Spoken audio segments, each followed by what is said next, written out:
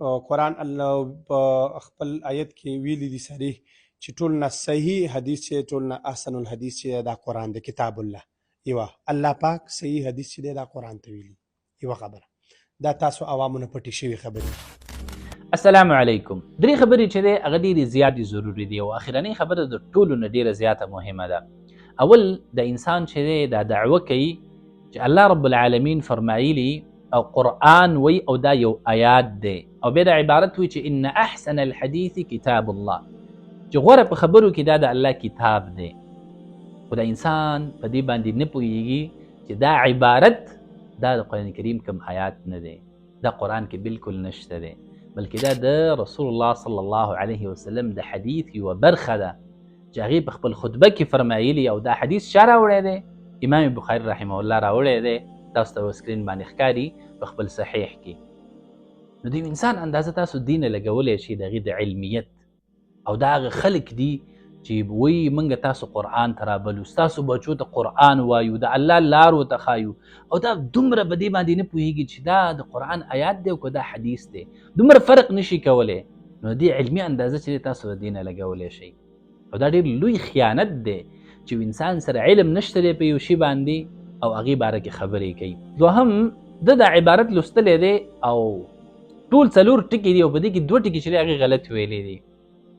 ان احسن الحديث كتاب الله دا وی ان احسن الحديث کتاب الله او اصل کې چې دی دا عبارت یو د اولی درجې یو طالب العلم تم دا عبارت وي نو هغه بیا صحیح وایي. دومره اسان عبارت دی ان احسن الحديث دلته دا حدیثي چې دی دا مضاف الیه دی، د باندې جر راځي، کسره ور باندې راځي، زیر ور باندې ویل کېږي او دا ور باندې زبر وي. ان احسن الحديث کتاب چې دی دا مرفوع دی، خبر دی د ان او دا ور باندې زبر وي کتاب الله چې یو ساده یوه کرښه عبارت یو انسان صحیح نشي ویلی د عربۍ چې ټول کتاب الله رب العالمین په عربۍ باندې نازل کړی دی نو هغه په هغې باندې څه پوهېږي؟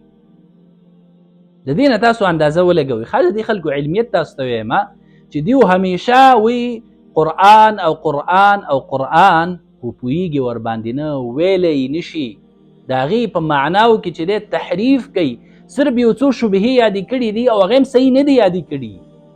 د چا نه یادې کړي دي؟ د مستشرقینو نه او ډایرکټ د مستشرقینو هم نشي یادولی ځکه هغوی خپل کتابونه په عربۍ باندې لیکلي دي، په انګلیش کې دي، د دې خو دومره علم نشته دی.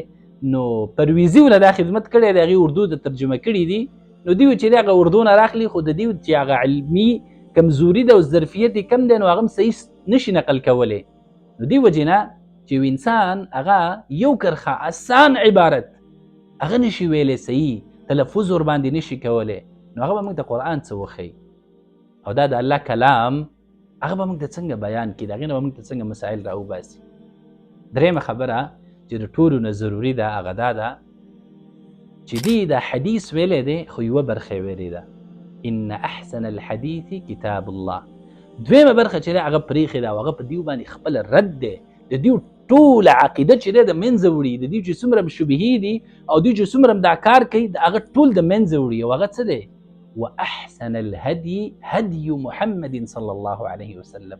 په سکرین به تاسو ته ښکاري دا د حدیث د دغې جملې نه وروسته دویمه جمله ده واحسن الهدي او غوره په طریقو کې هغه طریقه د محمد صلی الله علیه وسلم ده. کومه طریقه؟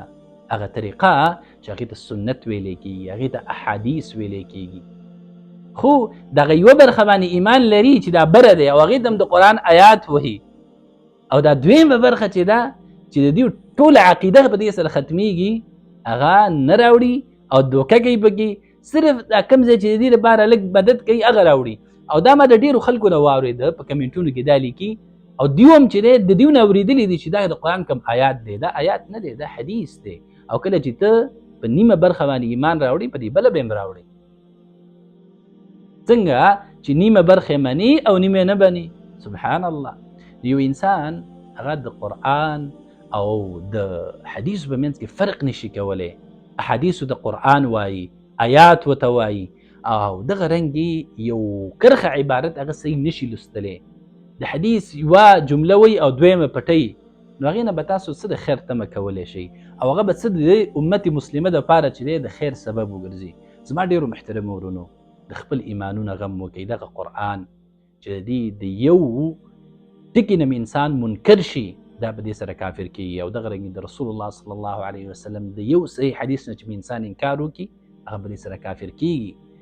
دغه قرآن ټول په دې باندې ډک دی چې ای خلکو تاسو د نبي تابعداري وکړئ. او دا قرآن نازل شوی په چا باندې دی؟ دا په غامدي نه دی نازل شوی، دا په منیر شاکر باندې نه نازل شوی، دا په پرویزي نه نازل شوی، دا په محمد صلی الله علیه وسلم نازل شوی. او دغه محمد صلی الله علیه وسلم چې کله دغه شرح کوي، دغه صحابه کرام شرح کوي چې هغه په وخت کې وحی نازلېدله، او موږ ته و چې دغه شرح مه منئ او موږ د نوې شوی او دا وکئ. د خپلو ایمانونو غم وکئ. او دین چې دی دا د مسلمانانو نه زده کوي، د مستشرقین نه مه یادوئ، هغه خلک چې د غرب نه راغلي وو، چې هغه یهود و نصوارا و، او صرف دا خدمت د دې لپاره کړی دی چې مسلمانان څنګه په شک کې واچوي. او دیو چې دی ډېر په اخلاص سره د هغې د یهودو د نصواراو چې کمپین و هغه ډېر په مخه او ډېر په اخلاص سره مخ ته وړي. د خپلو ایمانونو غم وکړئ.